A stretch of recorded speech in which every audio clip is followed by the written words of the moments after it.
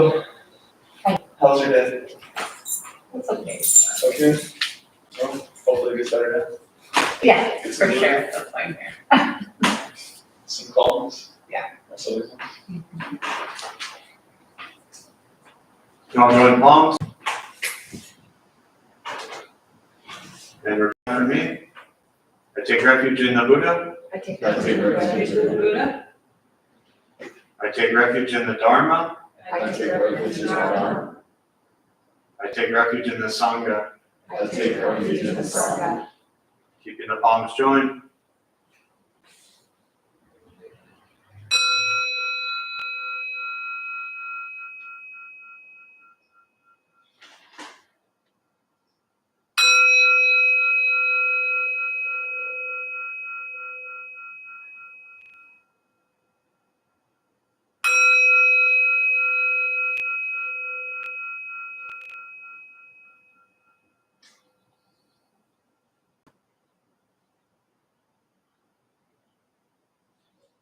Put the palms down.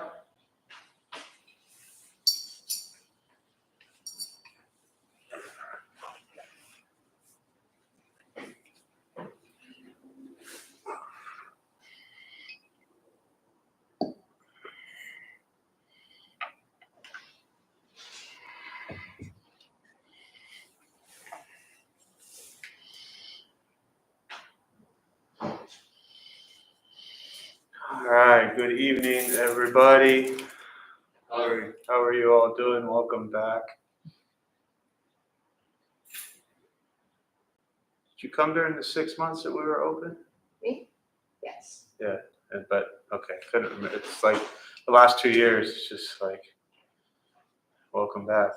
Is it your first time back since we've been back? You were just here. Yeah. I've had a really. What's that? I said, yeah, who knows? Yeah. 2 years. I've had a really, for me, it's been a really interesting thing these last like 2 years where you're closed for 16 months, you're open for 6, you're closed for 2, you're open again for a month, and it's been this thing where like you could have been here 2 years ago or last week, but I would have no recollection of the difference. I don't know how else to put it. So it's been really interesting, especially for those 16 months where I was sitting here with just this huge empty hall and talking to myself, looking at these, machines. Yeah, so good to be with everybody tonight. I think it's, and hello to our millions of YouTube fans. Thanks for joining us. I can see the screen now, so let me know if you have questions. Feel free to say hello and chime in. I was talking earlier and about the practice of patience, and it's all the Buddhist teachings. I probably say this about just about every Buddhist teaching when I say it's the most important one. But at this moment in time, it's the most important one, and it really applies to our lives in so many ways. But the answer to this question is really different for all of us. But if you ask yourself, like, what is the reason that you bring yourself to this practice? And I don't necessarily just mean here tonight, but deeper than just being here tonight is something inside of you that is seeking or craving or desiring something. And the Buddha taught that craving and desire is the cause of our suffering. But he also taught that there's healthy cravings, healthy desires. And so it's important to understand that this craving and desire to suffer less, without that, we would just continue to be stuck in the cycle of suffering. So that craving and desire to find a sense of peace or happiness, whatever it is you're looking for, is important. But so my question back to that is, if you ask yourself, like, hey, what is the reason that I bring myself to this practice? And if you explore that for a moment just in your head, and whatever the answer is, like I said, it's going to be different for all of us. And, from my standpoint, it's really, don't take this the wrong way, but it's kind of irrelevant to me what your answer is to that question. But there's a different answer for each of us that says, why do I show up to do a meditation practice, to go on a spiritual journey, to whatever it is? And then if you begin to explore that, the next step is really to ask yourself, like, okay, well, how patient do I need to be with myself while I go on this journey? And the answer to that is a lot, right? Whatever that a lot means. But as I often say, if someone's been angry for, say, 20 years, it's going to take more than 6 months of doing the meditation practice and exploring Buddhist teachings to kind of unravel all of that. So, with the practice of patience, it's really important to begin to understand that it's not just about being patient with other people. It's not just about being patient with like family members or those who are driving you crazy or colleagues or people on, traffic, whatever it is. It's in this case, the reason I bring it up is learning to be patient with yourself. And that is something that, for whatever reason, and we don't have enough time to explore it, people have the hardest time with. Very often we find it easier to cultivate patience for others. And then when it comes time to being patient with yourself and giving yourself, a little bit of some credit, a little pat on the back, a little bit of a break, and, not expecting yourself to like master this spiritual journey in 6 weeks, it's a lifelong practice. So when you start to get frustrated potentially, or you start to really question your journey or what you're doing in life or how is this helping you at all or things like that, just come back to being patient and recognize that in most cases, whatever spiritual journey you're on, it's probably not harmful. And what that means is you just have to give it time. And we don't always like that. We don't want things to take time. We want instant gratification. We want things to be immediately fixed and solved and resolved. And I wish it were that easy, but as we all know, it's not. So just learn to be gentle with yourself, to be kinder with yourself, and be patient with yourself, and just keep showing up. And again, I don't necessarily mean show up here. I mean, it's great that you show up here, but just show up to whatever that means to you in your life as far as a spiritual practice. Just keep showing up to it. And in time, things will be okay. So, all right, with that, we'll go ahead and start with the meditation practice. A couple things I'll tell you before we begin, for those who might be new. Nothing's going to happen to you. You won't float away. You're not going to have any mystical, magical experiences. The mind that races all day long is not going to shut off. Don't judge your practice. Don't ask yourself, is this working or not working? Are you doing it right or wrong? We're just going to sit. We're going to breathe. You'll hear sounds inside, sounds outside. This is life. Life is filled with chaos. This practice is learning to get quiet and still within the chaos. Posture, you want to be comfortable. If you are on a cushion, often it helps slide into the front third. Pushing the stomach forward allows the back to straighten. If you're on a bench or chair, also just trying to sit up straight, relaxing the shoulders. Hands can be on the knees or in the lap, whatever's comfortable for you. I'll guide us as we begin, and we'll settle into a little bit of silence.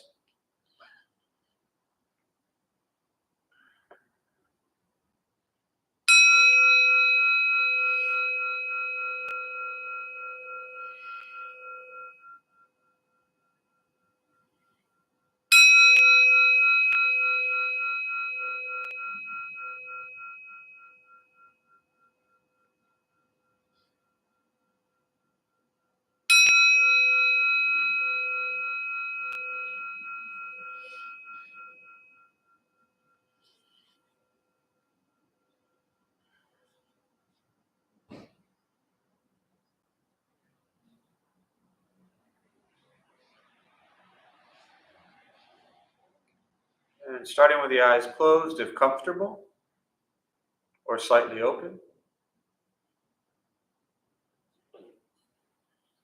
Mouth is open or closed. We'll start with taking 3 deep breaths, slowly.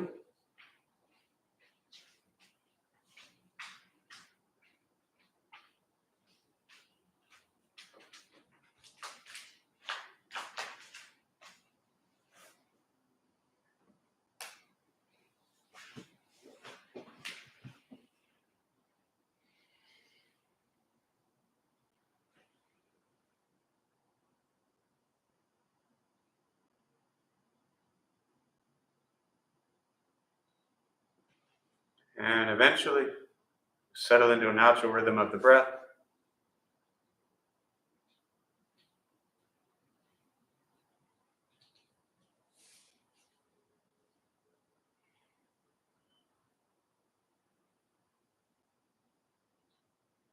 Noticing the mind as it wanders, jumping from thought to thought.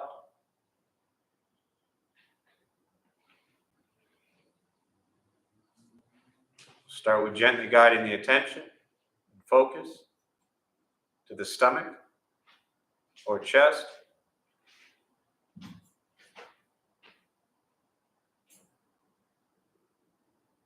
Breathing in, feel them rise. Breathing out, they fall.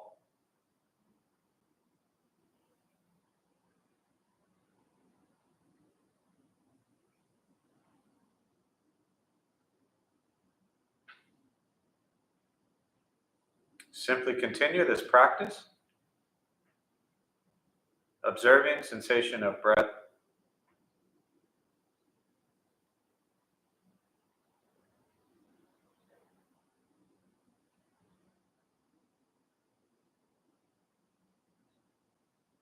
Expecting nothing but to sit and breathe.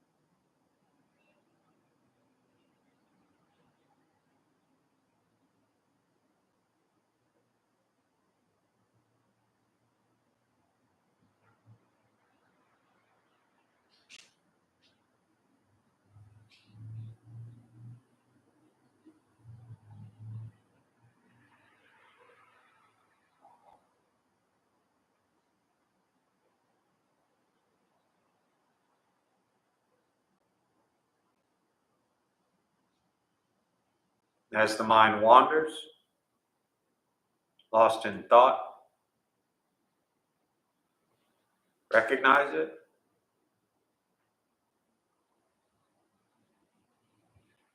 Release that thought. Return attention, focus to the breath.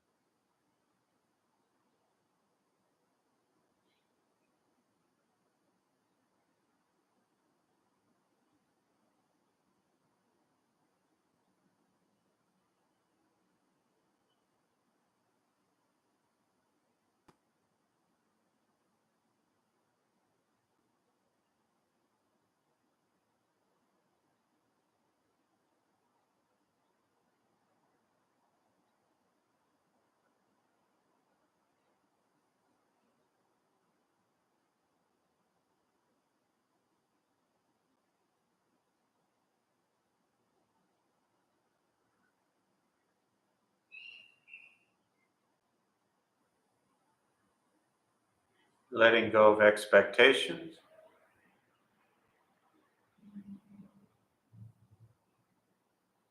letting go of judgment from the practice,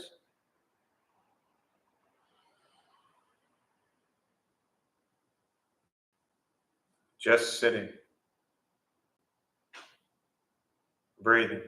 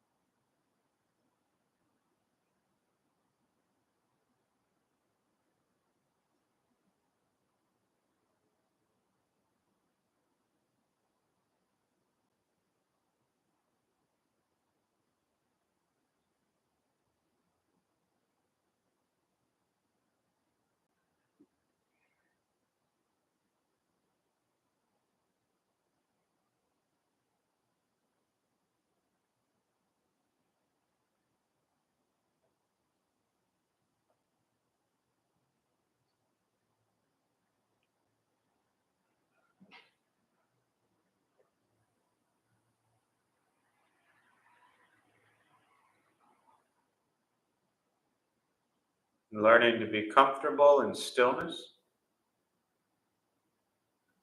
in quiet,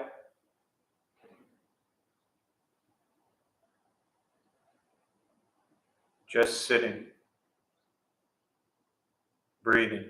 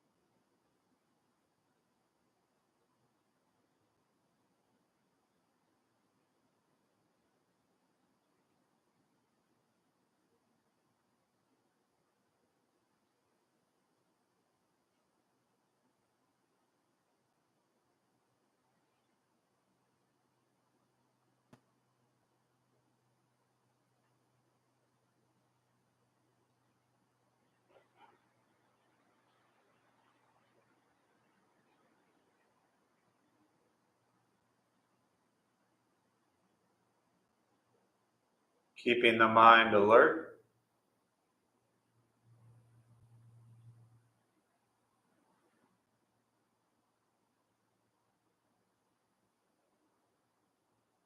aware of each sound,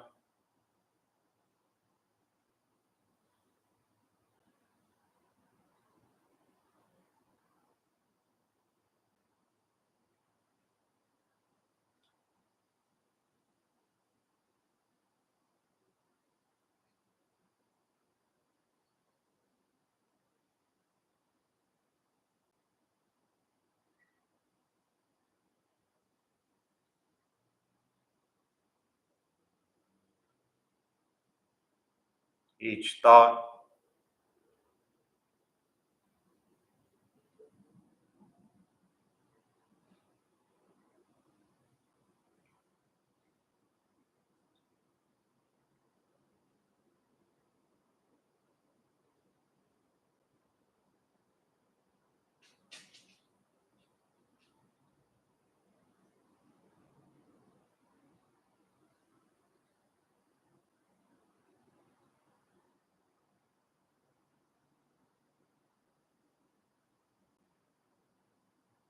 each physical sensation,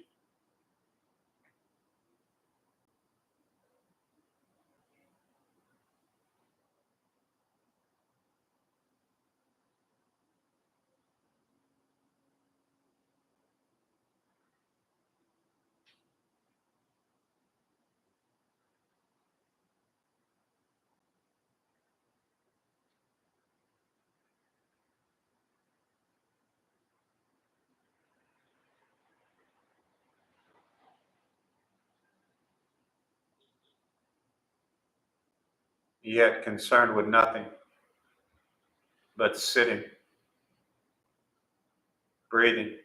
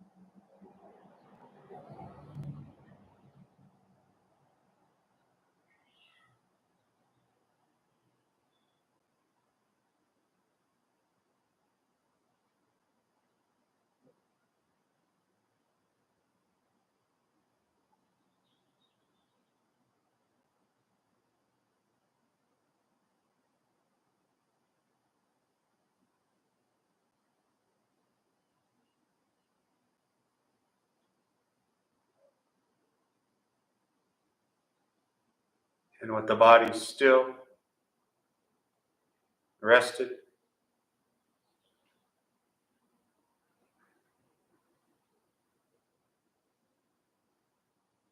speech quiet, aware of all sounds,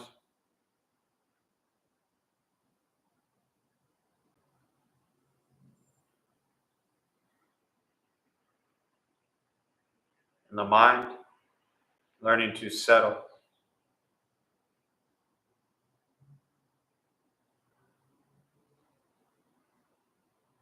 Know what it's like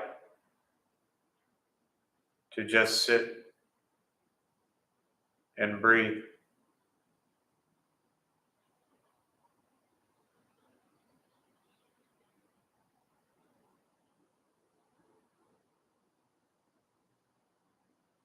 Knowing with each breath, there's nothing else to do.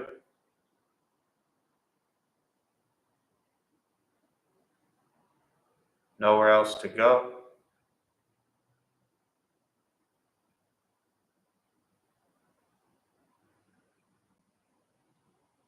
no one else to be.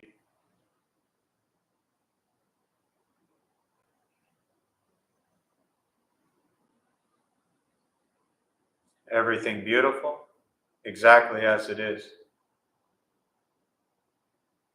Sitting, breathing.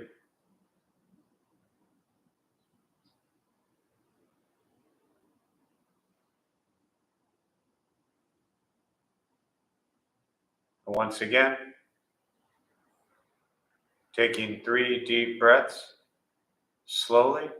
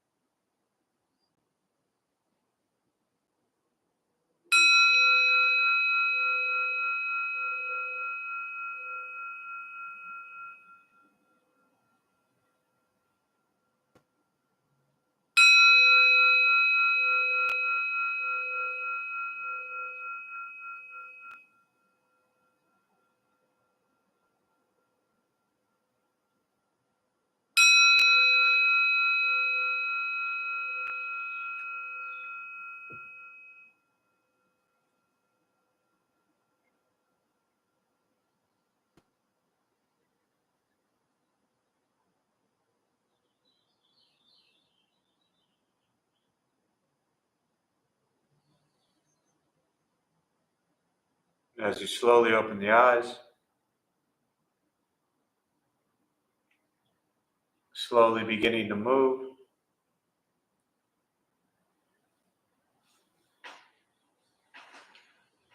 And most important, with the practice of meditation,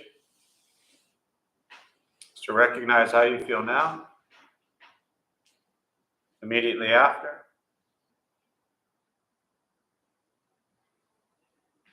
Compare this to how you typically feel throughout your day. Recognize the difference, if there is one.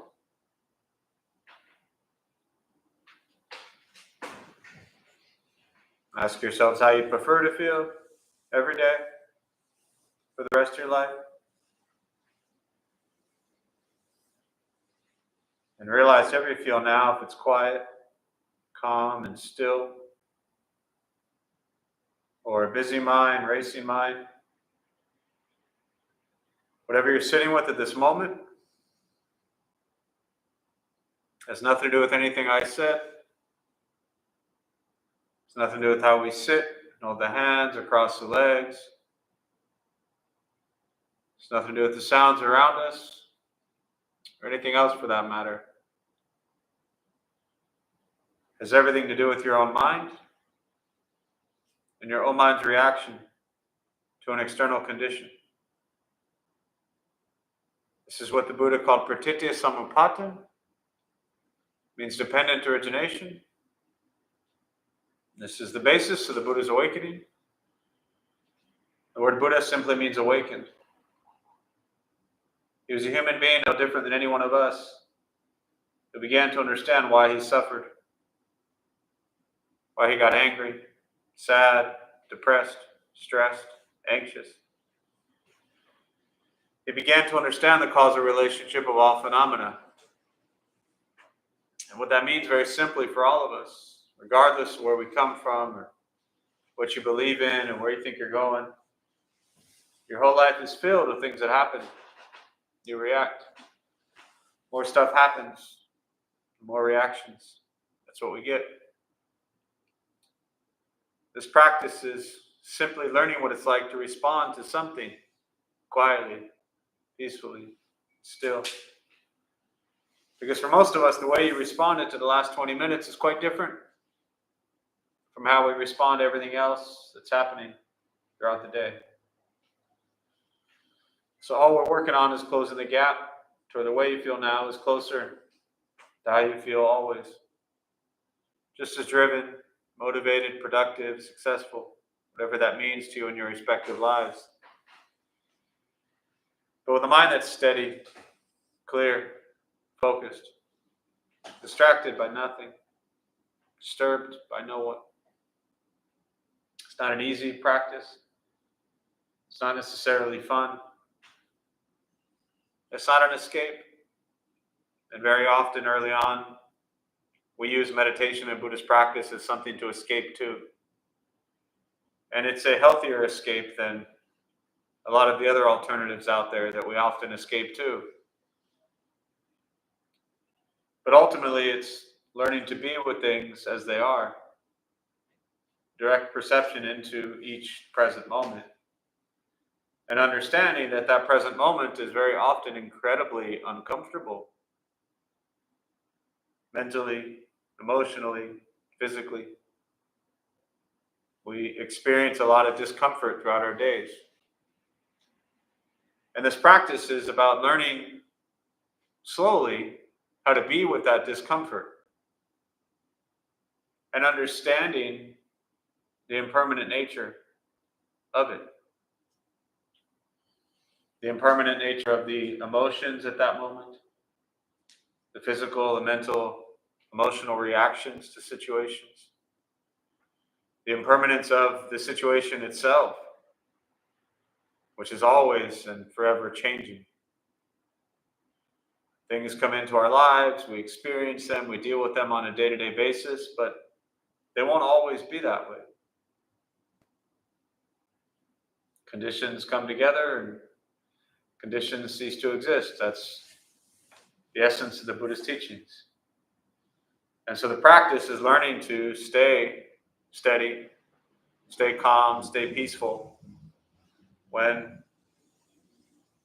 any situation arises.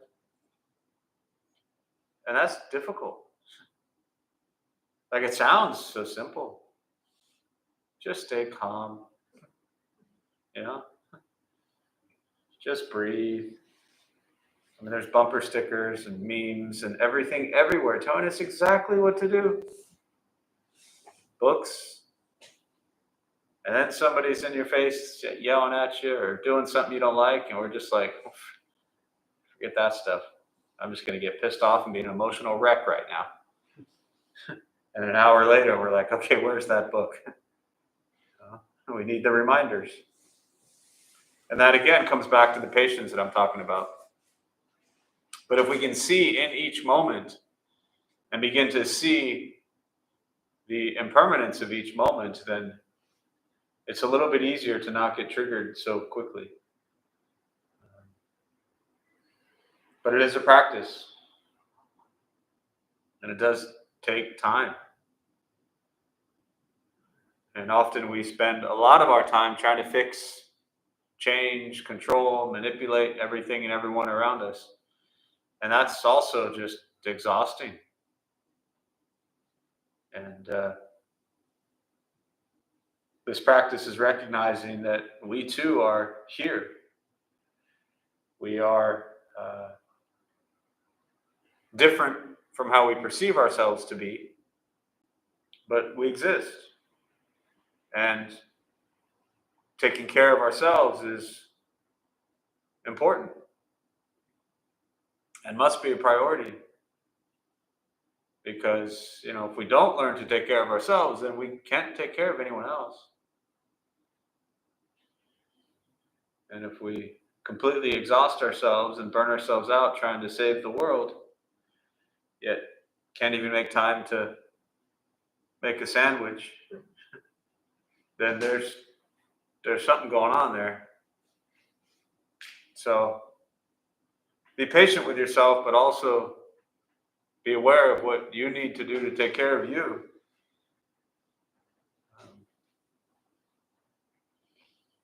And I see, a lot of you know me, but I've just seen so many people for so many years, and so many of them incredible teachers, therapists, caregivers, whatever title, whatever name you want to put on it. But I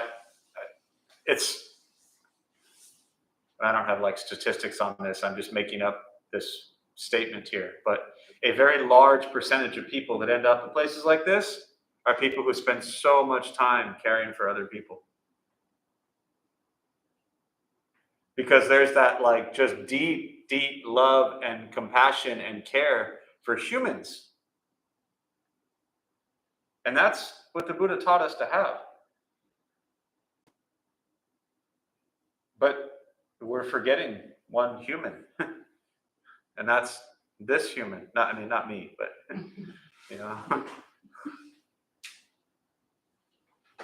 So, I've been sitting here looking out at people for years, and I see people who spend so much heart and energy caring for other people.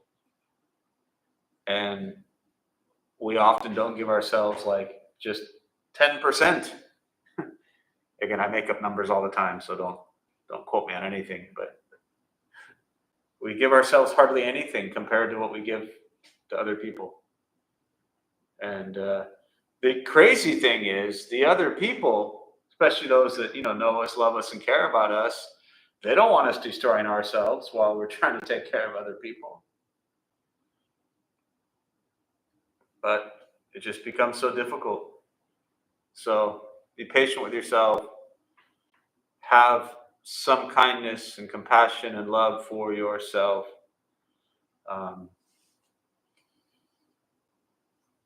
And things will hopefully get a little bit easier. So with that, I'll pause. Open up to questions, meditation, Buddhist practice, anything you're sitting with. And again, to all of our YouTube fans, thanks for joining us. Linda and Brian, hello. Cynthia, Amy, Ruel. If any of you have questions, or anyone here, we'll use the rest of our brief time this evening, and I'll just respond to thoughts or questions, and we'll go from there.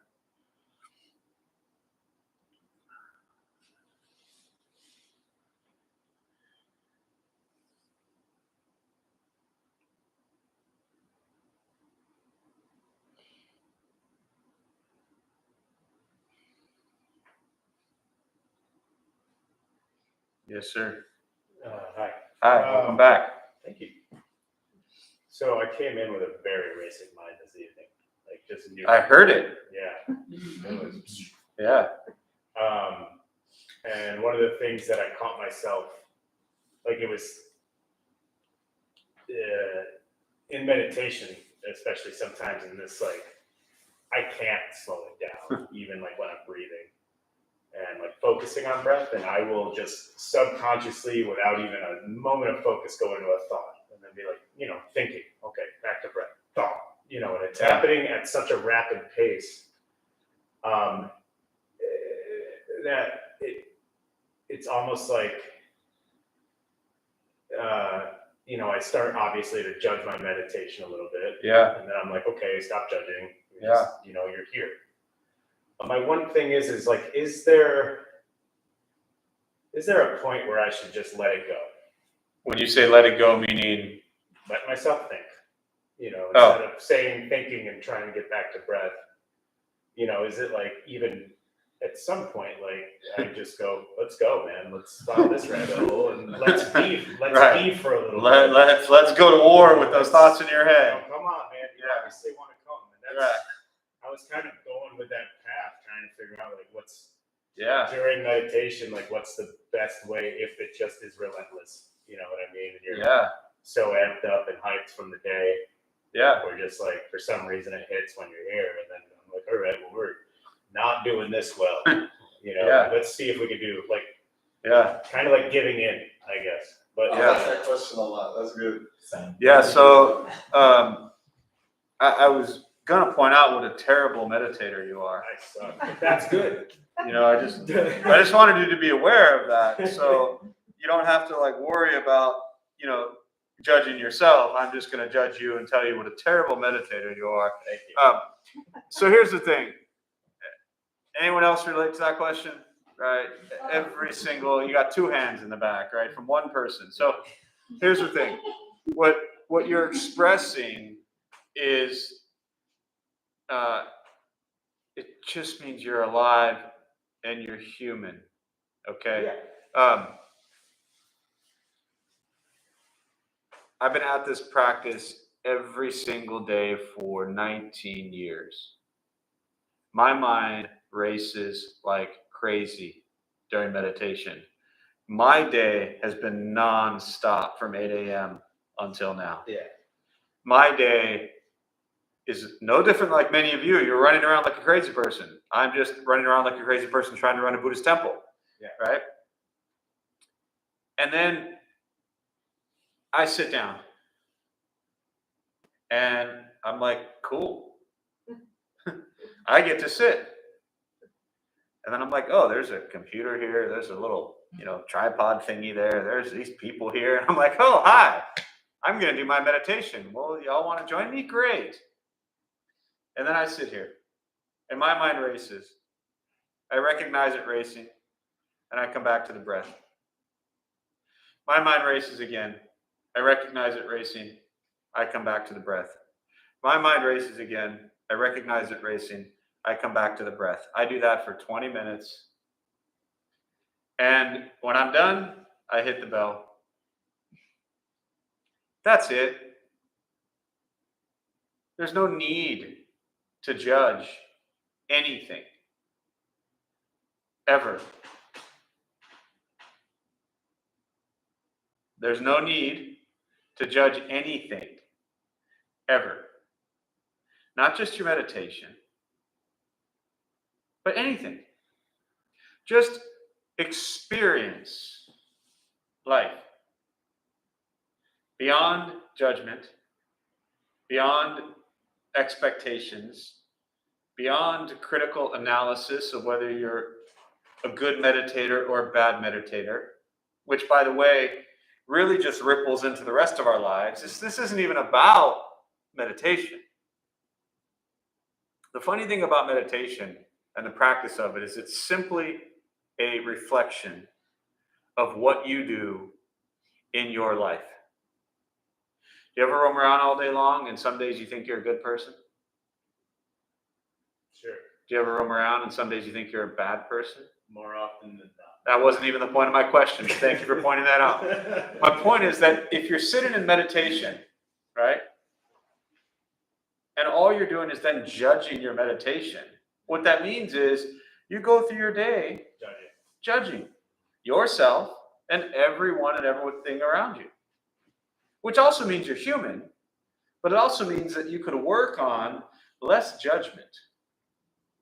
So ironically enough, we all sat here. We all were breathing for 20 minutes, right?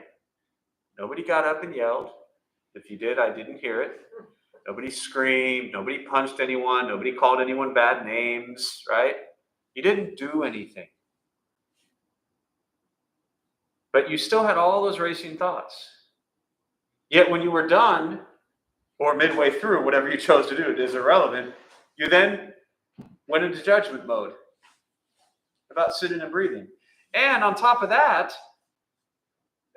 one, the practice is not to be judged, period. Mm-hmm. But if you are going to judge it, at least give yourself some credit for being here. And being like, man, I made it. My day was a disaster. I'm talking about you, not mine. Right? Yeah. I'm guessing based on what you just described or whatever. Maybe it wasn't a disaster, but it was a lot. And yet you still got here.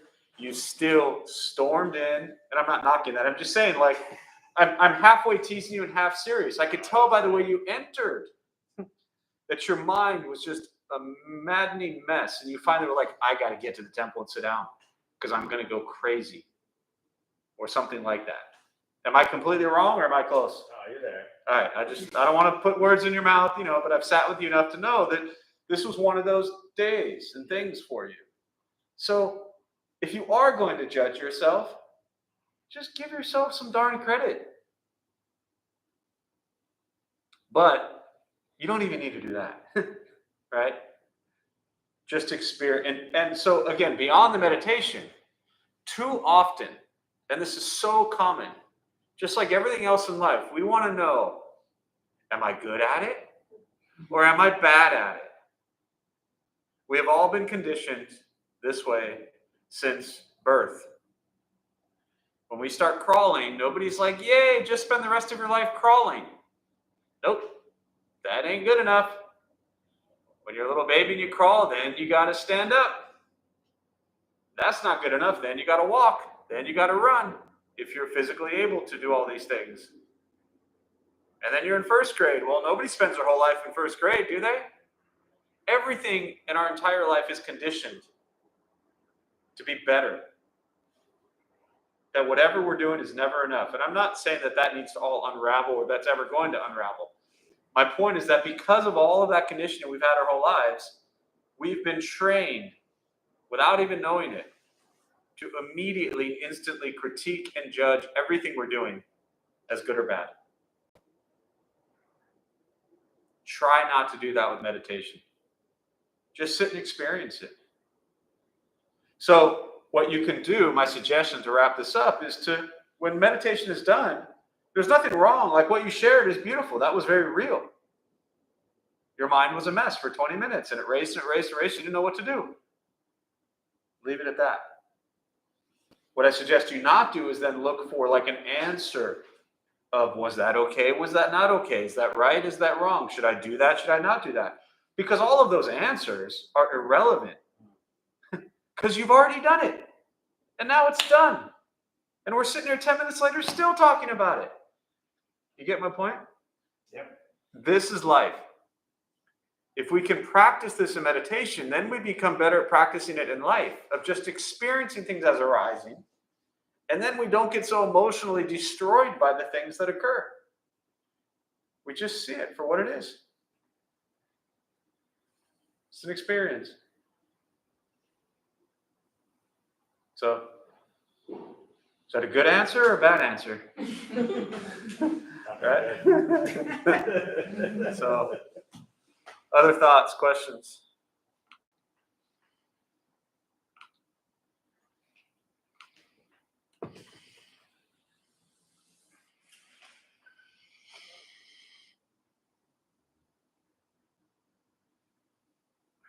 Yeah. I heard recently something about during meditation to let go of thoughts and not repress them. Is there? I didn't really understand. So the practice that, for me, very specific to the Zen practice, and this comes from how I was taught and trained from Buddhist teachings, of a recognition of sensation of breath.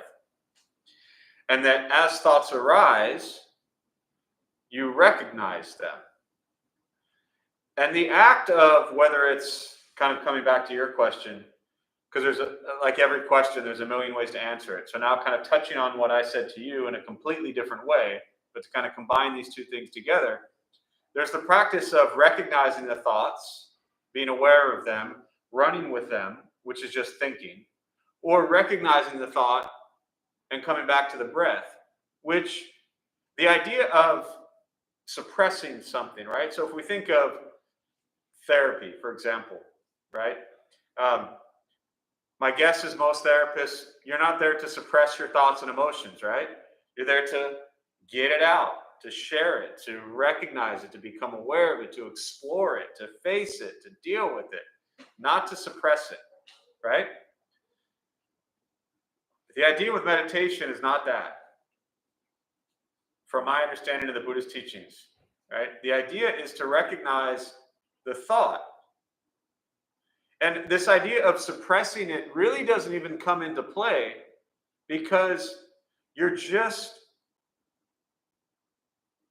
recognizing it as a thought, but you're not giving it any power, anything. Whether you're thinking about a kite, like flying a kite, or whether the thought is childhood trauma, or whether the thought is the death of a loved one, or whether the thought is drinking a lemonade, right? I mean, those are just 4 crazy thoughts that popped into my head while I was talking. Imagine what happens for 20 minutes when you're sitting here silently. So the practice is to have awareness of these thoughts. And during meditation, to not give any of them any more or less meaning than anything. But there's a difference between kind of therapy and meditative practices, and there's a place where they both definitely, kind of link together. And so I think that it can be a useful tool if during meditation you have thoughts of things that are going on in your life, whether, whether it's trauma or like real things that are going on in your life and in your thoughts and emotions, to become aware of that continuously arising thought in meditation, and then outside of meditation, be like, I need to address this. Right? So I'm not suggesting that you ignore that those thoughts are arising in your life. I'm suggesting that during the meditation practice, you don't give any of them any power at all other than just passing thoughts. Does that make sense? So if there's something like going on and there's a deeply rooted problem, or whether it's present or past or whatever it is, definitely stuff to explore. But kind of coming back to the earlier question, I would suggest using the time that you have allotted for meditation as a time to like process anything, as a time to figure anything out. Processing, figuring stuff out, thinking, those are all wonderful things, and there's time for those things. But the time for meditation is not that. The time for meditation is to allow the mind to try to settle, right? There's a great metaphor where you have a vase, and in the vase is water and rocks and sand and pebbles, and you pick up the vase and you just start shaking it, right? And then everything gets all stirred up, just one big mess. And that's our minds. It's kind of all stirred up most of the day. But if you set the vase down, everything settles, and you're back to just clear water. And it's a lot easier to figure things out when your mind is clear than when it's, a big shook up mess. So, I don't know if that's helpful. Yeah.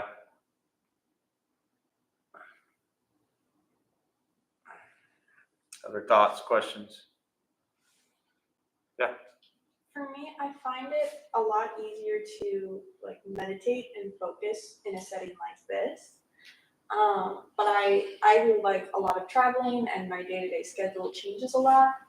So how do you like hold yourself accountable and Yeah. like, I don't know, get into that habit of like being in meditation? Yeah, it's hard. I think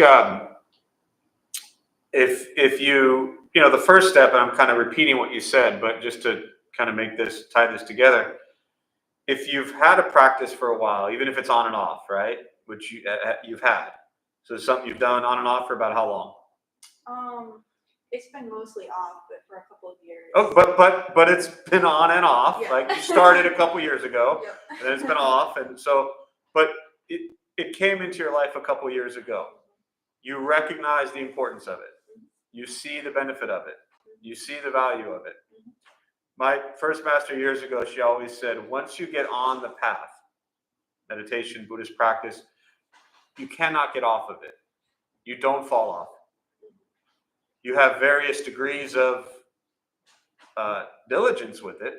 And this is really what your question is, right? But there are times where it's more part of your life than others, okay? But if you're already in a place where you recognize the benefit of it, then the challenge, like you said, with travel or things like that, very practically, do this every day for 5 minutes. You have a phone? You have a calendar on your phone? Mm-hmm. Can you take it out right now? Yeah. So today is Tuesday. So what time do you wake up? I don't need your life schedule, but let's just say 6 a.m., whatever. You don't even need to tell me. So look on your phone right now. Okay. You have like a Google Calendar? Yeah. So if you wake up at 6 a.m., whatever, put 6 a.m., 6:05 to 6:10. Meditation. Repeat daily and never. That alarm is going to ring every single day for the rest of your life, or at least as long as you have that phone, right? Yeah. And you might not do it tomorrow. You might go 3 more weeks and not do it. Be like, this thing's really annoying. Whatever you do, do not delete that. Okay. Eventually, you might even just start doing it because it's annoying you that it's going off and you're not doing it. And you might start sitting. 5 minutes. That's it.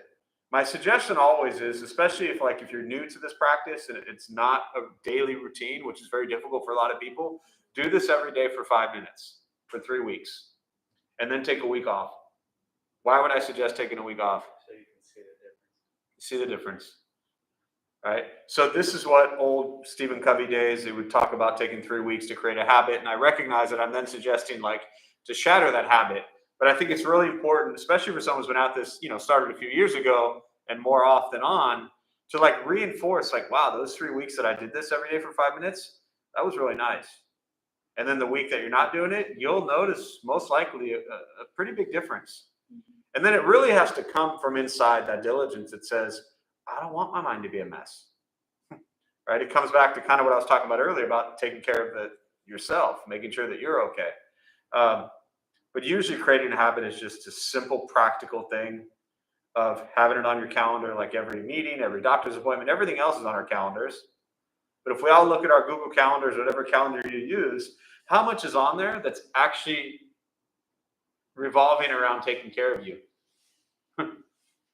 Most people's not so much. You got your work schedule, you got your whatever other schedule, and then it's like, okay, well, what about me? Where am I in this thing? So simple things. The things that stop us is often this idea that meditation has to be some 30-minute thing or some 40-minute thing, or that you need a bunch of incense or bells or whistles, that you need to go somewhere. Yes, most people do say they like meditating in groups, stuff like that, just for a lot of reasons. But the reality is we can't always go somewhere. If you're traveling a lot, the airport's a great place to sit there, close your eyes, and just breathe for 5 minutes. But simplify it. Don't complicate it. If you're sitting in some airport in Toledo, Ohio, and you're looking for some Buddhist place to go meditate, it's not going to happen. Well, actually, it probably would happen, but you're probably not going to go. But if you realize that all you need is 5 minutes in your own head, you can do it right there. Does that make sense? Mm-hmm. So simplify it. Good luck with that alarm. Actually, bouncing off of that. Yeah. I feel like if I am to wake up and first thing in the morning try and meditate, a lot of that meditation is going to be very sleepy and not as kind of awake and focused. Yes. So what's your if you were to meditate in the morning, would you eat breakfast first or go for a quick walk? Do you drink coffee? Yeah, I do. So give yourself 15 minutes. Get up, splash water in your face. I almost asked you if you drink coffee, but splash water in your face, brush your teeth, get your coffee, and then do it. Right? Often people sitting there laying in bed hitting snooze for 5 minutes isn't nothing wrong with that, but that's not meditation. Right? So definitely get up, start moving around, wake yourself up. The challenge there is often once people start getting up and going, then very rarely will they then stop and sit down and do it. But again, that's up to your own personal schedule. If you can commit to hey, I got 15 minutes to wake up, get my coffee, brush my teeth, splash water on my face, and then from 6:15 to 6:20, boom, that's it. So you can do it that way too. It doesn't have to be the second you wake up, Yeah. So, all right. So I think we'll close on that. It's Greg, right? Friend? Yeah. So we'll join palms. May the benefit of this practice be shared with all beings in all directions. May all be at peace. May all be free from suffering. May any merit gained from this practice be transferred to Greg during his time of illness and to family and friends who suffer at this time, and to all of those around the world and those who've been impacted by this pandemic. May they all be at peace and free from suffering. May we all be at peace and free from suffering.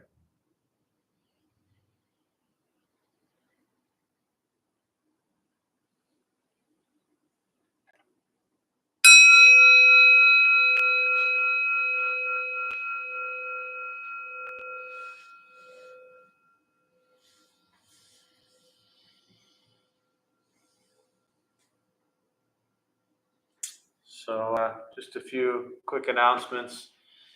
Thanks all for being here. My name is Jeff. I'm a Dharma bum. We opened up this temple about 15 years ago to introduce Buddhist practice to those who show up. So thank you for showing up.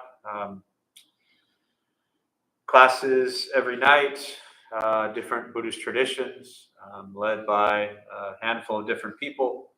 Those of us who lead, we're not monks, we're not nuns, we're not gurus, we're not masters, we're not teachers, we're not looking for students, we're just practitioners.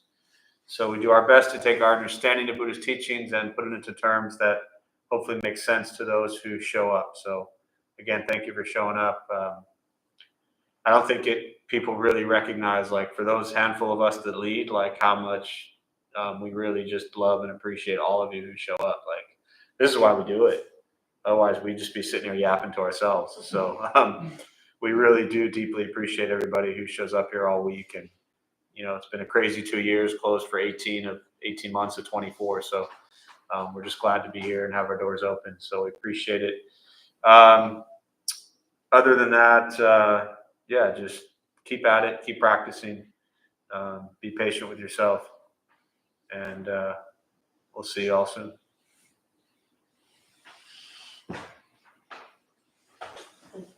Thank you. Any chores done today, man? No, not at all. You can help close windows if you want. Got to give you something to do to help that